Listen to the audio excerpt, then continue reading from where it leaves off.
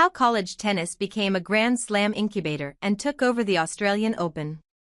Melbourne, Australia. Ben Shelton used to be a lonely man after the first couple of rounds at a Grand Slam, the rare college tennis player able to find his way to the business end among the professional lifers and junior prodigies.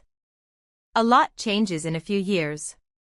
During the middle weekend of this Australian Open, Melbourne Park has turned into a convention of former NCAA champions and standouts. There's Shelton, the 2022 men's NCAA singles champion, alongside Peyton Stearns, who won the women's title that year. Ethan Quinn, who won the following year, is there too. But championship pedigree is hardly a prerequisite.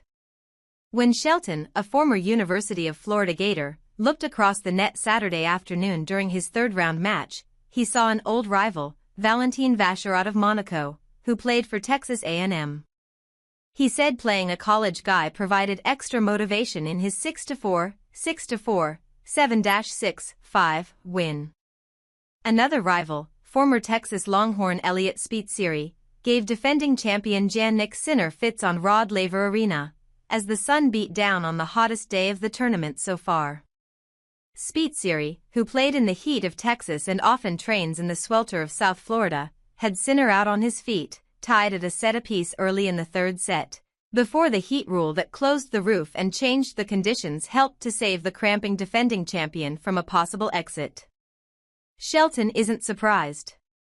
College players are dogs for the most part. Shelton, who still pumps his first and lets out an away match when his opponent makes an error on a crucial point, said after his first-round win over Hugo Humbert.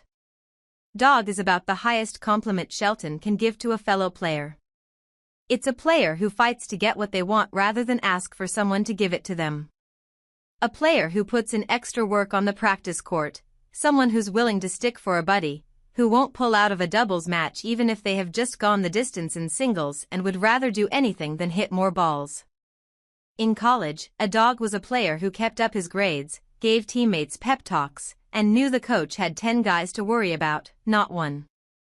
Going into a college team, if you think everything is about you, life is not going to be fun and the guys on the team aren't going to like you, Shelton said. I think that it definitely builds character. Increasingly, it's also a place to build a tennis career among the elite. Go back 15 years, or maybe even just a decade, and college tennis players were in large part the sport's lower class, who had somehow made the show in spite of the NCAA experience rather than because of it. Go back 5 years, or even just a few, and much of the tennis world regarded their success as a kind of happy accident, like Cameron Norrie becoming a Wimbledon semifinalist and Indian Wells champion after 4 years at Texas Christian University, or Danielle Collins, who became a Virginia Cavalier because she couldn't afford to turn professional out of high school, landing in the Australian Open final. These days there's a growing consensus that unless a player is the next Sinner, Carlos Alcaraz, or Mira Andreeva, spending anywhere from a semester to 5 years on an American college campus feels like the smartest choice in the world. There were 25 men and 9 women with college experience in the main draw when it began. By the round of 32, there were 8 former college players in the men's draw in Melbourne, the most since 1987, when the tournament took place on grass at Kooyong, according to the Intercollegiate Tennis Association. 2 women with collegiate experience, Stearns and Diana Schneider, made the third round before going out.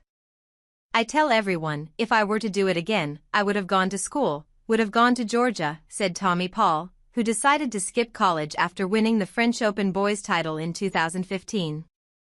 Paul, now 28, wasn't ready, mentally or physically, to compete with men. Especially the way that it is now, people getting paid to go play in school. I would tell a lot of people that are 17, 18 to go to school.